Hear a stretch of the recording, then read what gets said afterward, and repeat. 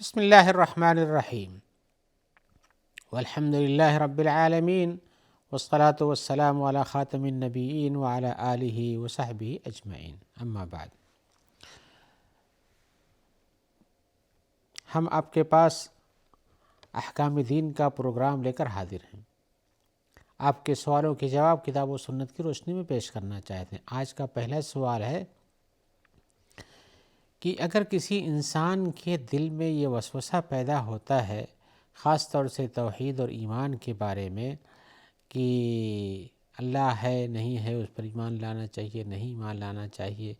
تو کیا اس قسم کے وسوسے کی بنیاد پر انسان کا مواخذہ ہوتا ہے کہ نہیں ہوتا ہے؟ وہ کہہ رہے ہیں کہ وسوسہ ہوتا ہے یہ۔ تو ہم بتانا چاہتے ہیں کہ انسان کے دل میں اگر کبھی ایسا وسوسہ پیدا ہو اپنے مومن ہونے کے بارے میں، اللہ پر ایمان لانے کے بارے میں، اللہ کے ایک ہونے کے بارے میں، مخلوق کے بارے میں، اللہ کی خالقیت کے بارے میں، کبھی ایسا کوئی وسوسہ ہو جو دین و ایمان سے عقیدے سے متعلق ہو، تو وسوسہ پیدا ہونے سے اس کے ایمان میں فرق نہیں آتا ہے۔ دلیل اس کی یہ ہے کہ رسول اللہ صلی اللہ علیہ وسلم نے فرمایا ہے، جو بخاری مسلم میں یہ حدیث پائی جاتی ہے، ان اللہ تجاوز عن امتی ما حدثت به انفسها ما لم تعمل او تتکلم۔ اللہ تبارک و تعالی نے ہماری امت کے دلوں میں جو چیز پیدا ہوتی ہے، جو ان کے دلوں میں وسوسے آتے ہیں، ان کو معاف کر دیا ہے جب تک کہ وہ اس پر عمل نہ کریں یا اس پر بات نہ کریں۔ کوئی وسوسہ ہوتا ہے آپ کے دل میں اور آپ لا کے اس کو کہتے ہیں کہ ہم تو ایسے ہی کہتے ہیں، ہم تو ایسے ہی سوچتے ہیں، اور یہ ہے کہ ہم اس کو نہیں مانتے ہیں، یہ کہیے، اور پھر نہ مانتے ہوئے اس پر عمل بھی نہیں کرتے ہوں اور کہیں کہ نہیں ہم اس کے بعد یہ نہیں کریں گے، وہ دین کا وہ کام نہیں کریں گے، یہ سب کرنا یا بولنا یہ گناہ ہوتا ہے۔ لیکن دل میں اگر کوئی بات کیوں گزر جاتی ہے تو یہ بجائے اس کے کہ یہ تکلیف ہو، یہ ایمان کی ایک دلیل ہے کہ آپ اس کو گزرتی اور اس کو جھٹک دیتے ہیں آپ، اور اس سے دور ہو جاتے ہیں کہ نہیں یہ سب وسوسہ ہی ہے اور اس سے ہمارے ایمان میں کوئی فرق نہیں پڑنے والا ہے۔ گویا یہ مطلب کہ وسوسہ آنے کے بعد وسوسہ مضبوط ہو جائے، اس پر آپ عمل کرنا شروع کر دیں، وسوسے کی بنیاد پر یا بولتے رہیں یا کام نہ کریں دینی، تو یہ وسوسہ نقصان دہ۔ لیکن اگر وسوسہ آ جائے اور وہ پھر آپ اس کو جھٹک دیں کہ نہیں ایسا نہیں ہوتا، غلط ہے یہ، تو گویا کہ آپ نے شیطان کو ٹھوکر مار دیا ہے۔ اس لیے وسوسہ تو شیطان ہی ڈالتا ہے، لہذا آپ کا یہ کہنا اور اس کو پھر اپنے سے دور کر دینا، رسول اللہ صلی اللہ علیہ وسلم فرمایا ذاک صریح الایمان، یہی صریح ایمان ہے، یہی کھلا اور ثابت شدہ ایمان ہے۔ اور اللہ نے کہ رسول نے ایک حدیث میں فرمایا بھی ہے کہ کیا ہوتا ہے، آپ نے فرمایا کہ لا یزال الناس یتساءلون حتی یقال ھذا خلق اللہ ھذا خلق اللہ الخلق فمن خلق اللہ، اللہ کہا کہ لوگ ایسے ہی آپس میں دوسرے سے یہ چیز کس نے بنائی، وہ چیز کس نے بنائی، اور یہ کس سے پیدا ہوئی، یہ پوچھتے رہیں گے، یہاں تک کہ یہ بھی بات کہی جائے گی کہ یہ مخلوقات کو تو اللہ نے بنایا ہے، جس کو جو ساری چیزیں نظر آتی ہیں اللہ نے بنایا، تو اللہ کو کس نے بنایا ہے، یہ سوال بھی کہیں لوگ کر دیں گے۔ تو آپ نے فرمایا فمن وجد من ذلک شیئا، اگر کسی کے دل میں یہ وسوسہ گزرتا ہے کہ یہ چیز اللہ نے بنائی ہے تو اللہ کو کس نے بنایا ہے، تو آپ نے کہا فلیقل، تو اس کو کہنا چاہیے آمنت باللہ ورسولہ، میں اللہ پر ایمان لایا اور اللہ کے رسولوں پر ایمان لایا، یعنی اللہ پر ایمان لایا کہ اللہ تعالیٰ ہی خالق ہے، اور اسی طرح سے اللہ کے رسولوں پر ایمان لایا کہ جنہوں نے بتایا کہ اللہ ہی خالق ہے، اللہ ہی مالک ہے، اللہ ہی کی عبادت کرنی چاہیے، اس لیے کہ ہمیں دین اور توحید اور ایمان یہ رسولوں کے واسطے سے پہنچتا ہے، نہ یہ کہ اللہ تعالیٰ ڈائریکٹ ہمارے لیے کوئی چیز رسول بھیج دیا کہ ہمیں خود رسول آ کے بتائے گا۔ ہمارے پاس تو اللہ نے عقل دی ہے جس کے ذریعے سے اللہ کی مخلوقات میں غور کرنے کا حکم آیا ہے کہ اللہ تبارک تعالیٰ کی پیدا کردہ چیز کتنی اچھی ہے، کتنی پائیدار ہے۔ آپ دیکھتے ہیں یہ زمین و آسمان کب سے قائم ہے، لیکن قائم اپنے راستے پر، اس میں کوئی فرق نہیں پڑتا ہے۔ اور اسی طرح سے جیسے بارش ہوتی تھی بارش ہوتی ہے، کبھی رکتی تھی رکتی ہے، اللہ نے جانور بنائے ہیں، جنگل بنائے، پہاڑ بنائے، ساری چیزیں اپنی جگہ ثابت ہیں۔ تو یہ سب سوچنا کہ اللہ تبارک نے پیدا کیا، اللہ کا ثبوت ہے، اور اسی طرح سے اور اللہ تعالیٰ ہی خالق ہے، اور ایسی صورت میں اسے جب ایسا کوئی سوال اس کے دل میں آئے تو اسے آمنت باللہ ورسولہ ہی کہنا چاہیے کہ میں اللہ پر ایمان لایا، یعنی ایمان کو پھر سے اپنے کہا کہ میں اللہ پر ایمان لایا اور اللہ کے رسولوں کی باتوں پر ایمان لایا، اللہ کے رسولوں پر ایمان لایا، ایک روایت میں آیا ہوا یہ بھی فَلْيَسْتَعِذْ بِاللَّهِ وَلْيَنْتَهِي، اگر ایسا کوئی خیال آپ کے ذہن میں آتا ہے کہ اللہ کو کس نے بنایا تو اسے اعوذ باللہ من الشیطان الرجیم پڑھنا چاہیے،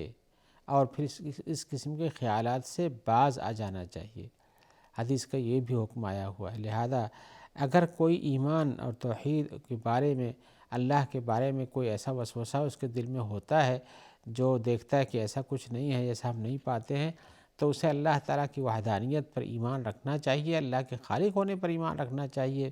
اور اسی طرح سے اعوذ باللہ من الشیطان الرجیم پڑھ کر کے شیطان کو دور بھگا دینا چاہیے۔ اس لیے کہ اس قسم کے وسوسے اللہ کے بارے میں پہنچا کر کے انسان کو شیطان ملحد بنانا چاہتا ہے، بے دین اور بے ایمان بنانا چاہتا ہے۔ لہذا اس سے پناہ مانگیں گے، اللہ کی پناہ مانگیں گے تو آپ اس سے دور ہو جائیں گے۔ ہمارے بھائی پوچھ رہے ہیں کہ اگر کسی شخص کی ظہر کی نماز چھوٹی ہوئی ہے اور وہ مسجد میں آتا ہے، اس وقت پہنچتا ہے کہ عصر کے نماز کی اقامت کہہ دی گئی ہے، تو کیا وہ جماعت میں داخل ہو کے نماز پڑھے گا؟ عصر کی نیت کر کے پڑھے گا یا ظہر کی نیت کر کے پڑھے گا؟ یا یہ کہ وہ تنہا ظہر پڑھ لے گا، اس کے بعد جا کے جماعت میں شامل ہو کے عصر پڑھے گا؟ ساتھ میں کہہ رہے کچھ فقہا کی بات یہ بھی ہے کہ جب وہ موجودہ نماز جو چل رہی اس کے فوت ہو جانے کا خطرہ ہو تو ترتیب، نماز کی جو ترتیب ہو ساقط ہو جاتی ہے، تو کیا جماعت کے فوت ہونے کے ڈر سے وہ ترتیب ساقط ہو جاتی، لہذا وہ موجودہ عصر پڑھے گا پھر اس کے بعد ظہر پڑھے گا؟ اور یہ اشکال حقیقتاً بہتوں کو پیش آتا ہے، آپ کو بھی پیش آتا ہے، ہم کو بھی پیش آتا ہے، اوروں کو بھی پیش آتا ہے کہ کبھی پہنچتے ہیں اور ایک نماز نہیں پڑھے ہوتے ہیں اور دوسری نماز کی اقامت ہو جاتی ہے، اب کیا کریں؟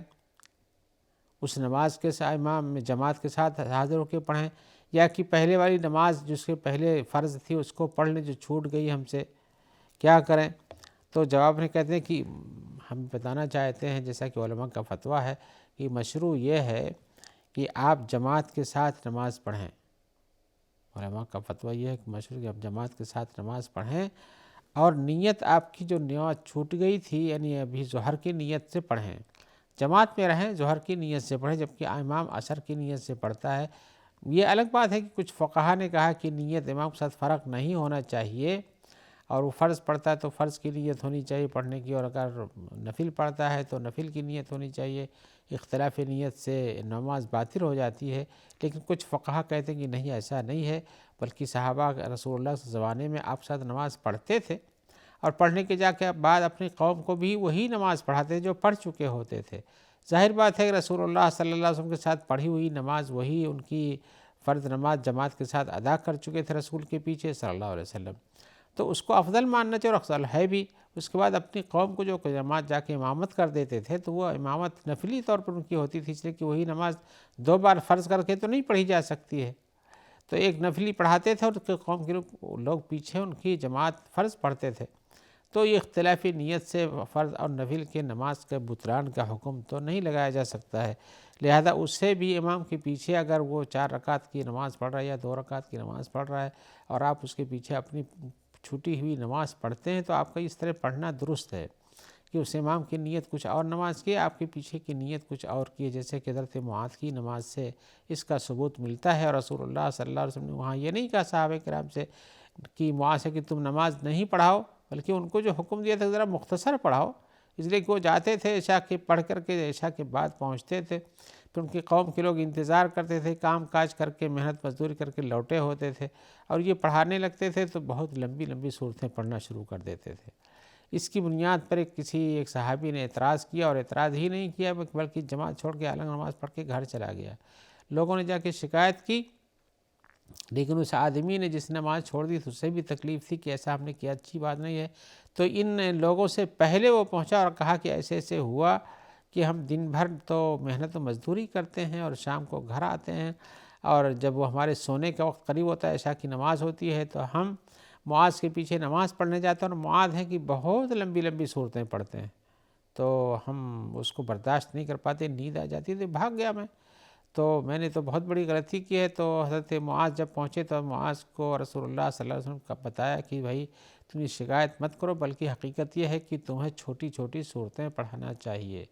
اور ایسے بھی رسول صلی اللہ علیہ وسلم نے ایک حدیث میں بتایا کہ انسان کو نماز میں امامت جب کرتا ہو تو اسے نمازوں کا دھیان رکھنا چاہیے۔ بچے بھی ہوتے ہیں، بوڑھے بھی ہوتے ہیں، عورتیں بھی ہوتی ہیں، ان کے بچے بھی ہوتے ہیں، چھوٹے ہوتے ہیں، لہذا مختصر پڑھانا چاہیے۔ حضرت انس کا بیان بھی ہے کہ رسول اللہ صلی اللہ علیہ وسلم مختصر اور جامع نماز پڑھاتے تھے، یعنی ہر چیز اپنی جگہ پر پوری ادا کی جاتی تھی لیکن مختصر تلاوت کرتے تھے اس میں، اور کم تسبیحات کرتے رہے ہوں گے جماعت کے ساتھ۔ تو آپ کا میں بتانے کا مقصود یہ تھا کہ حضرت معاذ پڑھتے تھے تو اختلاف نیت تو تھی دونوں میں، لہذا آپ کی اختلاف نیت سے فرق نہیں پڑتا، آپ تو مقتدی بھی ہیں، تو آپ وہ ظہر کی نماز کی نیت کر کے عصر کے ساتھ شامل ہو جائیں، اس کے بعد پھر عصر کی نماز تنہا پڑھ لیں، یہ الگ بات ہے۔ اور اسی طرح سے بہ گئی کہ یعنی ترتیب جو نماز کی ہوتی ہے ترتیب سے نماز پڑھنی چاہیے، فجر ہے، ظہر ہے، عصر ہے، مغرب ہے، عشاء ہے، اس کو ایسا نہیں کیجیے کہ اگر 3-4 نمازیں چھوٹی ہیں تو پہلے بعد میں پڑھیے، پھر اس کو پہلے والی پڑھیے، پھر ایسے ملا کے پڑھیے، نہیں، بلکہ پہلے فجر پڑھیے، پھر ظہر پڑھیے، پھر عصر پڑھیے۔ اور اگر آپ کی ظہر جیسے آپ نے پوچھا چھوٹی ہوئی تھی اور آپ کو عصر کی نماز کی جماعت ملی تو آپ کو ظہر پڑھنا چاہیے، جماعت کے ساتھ پڑھنا چاہیے، اس کے بعد تنہا عصر کی نماز پڑھ لینی چاہیے۔ رہ گئی بات آپ نے جو بتائی ہے کہ فقہا کہتے ہیں کہ اگر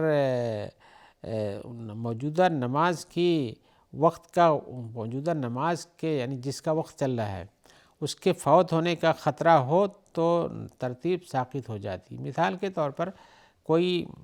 ابھی اس کے مفہوم یہ نہیں ہے کہ اب جماعت کھڑی ہے تو وہ ترتیب آپ کی ساقط ہو جاتی ہے،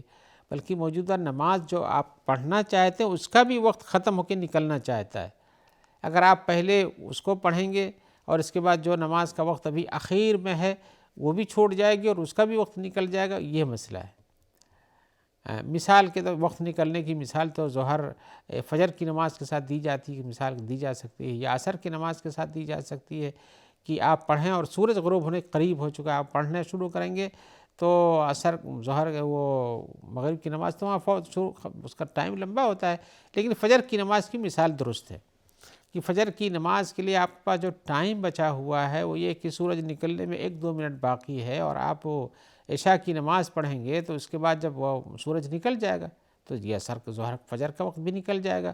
ان کے فقہا کے قول کا یہ مطلب بھی نکلتا ہے جو انہوں نے کہا ان خشیہ فوات الحاضرت فسقط الترتیب، اگر موجودہ نماز کے وقت کے فوت ہو جانے کا ڈر لگ جائے تو ترتیب ساقط ہو جاتی ہے، یعنی موجودہ نماز پڑھ لے گا جس کا وقت آخری ہے، اس کے بعد پھر جو چھوٹی نماز ہے وہ پڑھے گا۔ تو یہ ہے کہ مثال کے طور پر کہ کسی کی عشاء کی نماز چھوٹی ہوئی تھی، نہیں پڑھ سکا تھا اور وہ اس کے بعد سو گیا کہہ لیجئے یا کچھ اور بھی ہو گیا، نہیں پڑھا، یہاں تک کہ فجر کی نماز کا آخری وقت آ گیا، سورج نکلنے کا وقت ہو گیا، تو آپ اس وقت وہ آدمی کیا کرے گا؟ پہلے اگر یہ وقت ہے نکلنے کا تو پھر فجر کی نماز پڑھ لے گا، اس کے بعد جو چھوٹی تھی اس کو پڑھے گا۔ لیکن آپ کے سامنے جو ظہر اور عصر کی نماز کا مسئلہ ہے، ابھی ظہر کی نماز آپ کی تو چھوٹی ہوئی ہے، عصر کی نماز شروع ہو چکی ہے، تو آپ عصر کی نماز کے ساتھ اسے پڑھ لیجئے، پھر اس کے بعد ظہر کی نماز پڑھیے۔ لیکن اگر آپ کے پاس ہے عصر کی جماعت سے پہلے کچھ وقت بچا تو آپ ظہر کی نماز پہلے پڑھ لیجئے، ترتیب نماز میں ضروری ہے۔ آئیے ایک سوال اور بھی ہمارے بھائی پوچھتے ہیں، کیا ہے وہ کہتے ہیں کہ دائیں ہاتھ سے تسبیح کرنا چاہیے یا کہ بائیں ہاتھ سے بھی کی جا سکتی ہے؟ تسبیح جیسے سبحان اللہ آپ شمار کرتے ہیں تو کریں، کیا داہنے ہاتھ سے کرنا ہے کہ بائیں ہاتھ سے بھی کرنا درست ہے؟ تو حقیقت یہ ہے کہ داہنے ہاتھ سے نیکی کے سارے کام، صفائی ستھرائی کے علاوہ سارے کام جو کچھ ہیں یہ سب داہنے ہاتھ سے کرنا، اس سے شروع کرنا یہ صحیح ہے اور یہی افضل ہے۔ رسول اللہ صلی اللہ علیہ وسلم بھی تسبیح اپنے دائنے ہاتھ سے کرتے تھے، آپ نے کہا بھی حدیث عائشہ میں جو ایک عام حکم آیا ہوا ہے آپ کے بارے میں، حضرت عائشہ کہتی ہیں کان رسول اللہ صلی اللہ علیہ وسلم یعجبہ التیمن فی تنعلہ وطہورہ وترجلہ وفی شانہ کلہ۔ حضرت عائشہ نے بیان کیا کہ رسول اللہ صلی اللہ علیہ وسلم کو داہنے ہاتھ سے داہنے طرف سے داہنے ہاتھ سے شروع کرنا پسند تھا ہر کام میں، جوتا پہننے میں یعنی پہلے دائیں پیر کا جوتا پہنتے تھے، وہ طہور ہی اور اپنے پاکی حاصل کرنا، یعنی پاکی اور صفائی میں، جیسے نہانے میں آپ داہنی طرف سے شروع کرتے تھے، وضو کرنے میں داہنے سے شروع کیا ہی جاتا ہے، آپ کو معلوم ہونا ہوگا ہی۔ وہ ترجل ہی، آپ اگر بال جھاڑتے تو بھی آپ داہنے طرف کا بال پہلے جھاڑتے تھے، وہ فی شان ہی کل ہی، اور ان کا کہ اپنے ہر کام میں آپ داہنے کو پسند کرتے تھے۔ ہاں جو صفائی ستھرائی کے کام تھے یا بیت الخلاء جانے کا کام تھا، آپ اس میں بائیں طرف سے جاتے تھے۔ تو صفائی ستھرائی کام میں یا صفائی کرنی قضاء حاجت کے بعد وہ بائیں طرف سے کرتے تھے،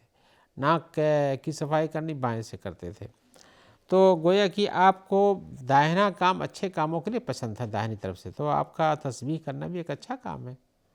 اس میں کون سی برائی ہے، لہذا آپ کو داہنے سے کرنا یہی افضل ہے۔ لیکن بات رہے گی بائیں سے کرنے کی، اگر آپ اس کو بائیں سے بھی کر لیتے ہیں تو اس میں کچھ حرج نہیں ہے، منع نہیں کیا جا رہا ہے، لیکن افضل بتایا جا رہا ہے کہ افضل تو داہنے ہاتھ سے کرنا ہے، اس لیے کہ رسول اللہ صلی اللہ علیہ وسلم کو داہنے ہاتھ سے کرنا پسند تھا نیک کاموں کا۔ تو ایسی صورت میں یہ داہنے سے پسند کرنا یہی حدیثوں سے ثابت ہوتا ہے۔ لیکن ان کے سوال میں آگے ایک سوال یہ بھی ہے کہ کیا داہنے میں پہننے کے ساتھ بھی داہنا اور نکالنے کے ساتھ بھی داہنا برابر ہے؟ تو یہ بات یہ ہے کہ داہنا پہننے کے وقت تو صحیح ہے، لیکن نکالنے کے وقت یہ ہے آپ نکالتے وقت بائیں کو پہلے نکالیں پھر داہنے کو نکالیں، بائیں کو پہلے مسجد سے نکالیں پھر داہنے کو نکالیں، حمام میں جاتے ہیں داہنے کو پہلے نکالیں بائیں کو بعد میں نکالیں۔ تو اچھی جگہوں پہ جانے کے لیے تو داہنے کا استعمال ضروری اور اچھا ہے، اور اچھی جگہوں سے نکالنے کے لیے بائیں کو نکالیں پہلے، یا کپڑا پہنتے ہوئے بھی آپ بائیں کو پہلے نکالیں، پہنتے وقت دائیں کو استعمال کریں، آپ داہنی آستین پہلے ڈالیں اور کپڑا پہنیں۔ تو چاہے قمیص ہو چاہے پائجامہ ہو، چاہے جس میں جیسے دو آستین ہوتی ہے پائجامے کے، دو پیر بنے ہوتے ہیں، آپ داہنے کا استعمال کریں پہنتے وقت بھی۔ تو حقیقت یہ ہے کہ آپ کو داہنے بائیں کے استعمال میں یہ ہے کہ اچھے کاموں کے لیے داہنے کا استعمال کریں، اور ایسے کام جو صفائی طہارت سے متعلق ہیں بائیں کو استعمال کریں۔ آپ کی تسبیح کا کام بھی داہنے سے ہونا چاہیے، بائیں سے نہیں ہونا چاہیے، لیکن اگر آپ بائیں سے کرتے ہیں تو تسبیح میں کچھ فرق نہیں پڑتا ہے۔ میں بتانا یہ چاہتا ہوں کہ رسول اللہ صلی اللہ علیہ وسلم کو داہنے سے کرنا پسند تھا، ہر کام جو اچھا ہے آپ کو بھی داہنے سے اسے کرنا چاہیے، لیکن اگر بائیں سے تسبیح کر لیتے ہیں تو اس میں کوئی گناہ نہیں ہے، اس کا بھی ثواب ہے۔ آئیے اسی جواب کے ساتھ ہم آپ سے آج رخصت چاہتے ہیں، اور امید کرتے ہیں کہ انشاءاللہ جلدی آپ سے ملاقات ہوگی، جس میں آپ کے سوالات اور ہماری جانب سے ان کے جواب کتاب و سنت کی روشنی پیش کیے جائیں گے۔ جب تک کے لیے اجازت چاہتے ہوئے دعا کرتے ہیں کہ اللہ تعالیٰ آپ کو اور ہم کو خیریت سے رکھے اور دوبارہ ملاقات نصیب فرمائے، اور اسی طرح سے آپ کے ساتھ ہم تعاون میں جن کو لوگوں کو دیکھتے ہیں کہ جو آپ پروگرام کے پہنچانے میں تعاون دیتے ہیں، ہم ان کے لیے دعا کرتے ہیں کہ اللہ تعالیٰ ان کو اجر جزیل عطا فرمائے اور اپنی عافیت میں رکھے۔ السلام علیکم ورحمۃ اللہ وبرکاتہ۔